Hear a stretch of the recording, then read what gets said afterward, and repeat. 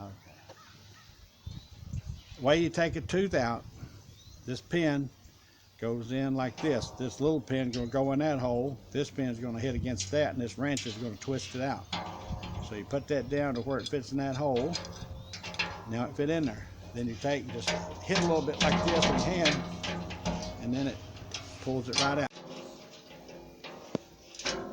What are you doing, amor? Gonna put some new teeth in the saw, so to saw them logs.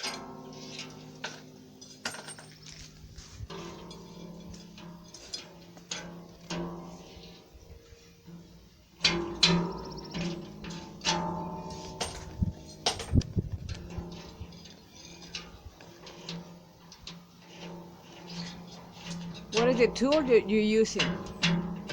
Can you show me that, please? Some kind of a tool to take teeth out of a saw. What's the name? Take the holders. What's the name? I'm sorry. Look what you did. You're fired. Amor, you're going to YouTube, please. I don't care. I don't need you no more, Blanca. You're fired. What's the name of your tool? The name of my tool, you know, I really don't know. It says right here, it comes from Piper Saw Shop. So I don't know. I just know it works. I'm taking these holders and teeth out to put new teeth in it. So maybe we can start the sawmill, start sawing. We just got it set up, and it's all new to us. It's an old mill, but we're hoping to make it work and make a lot of money. A lot of money. And mostly the money is to help the poor. Of course, we're the poor.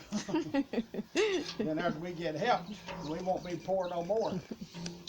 I mean, we don't need to work after then that? we can help somebody else. Oh, okay, sounds good. You know?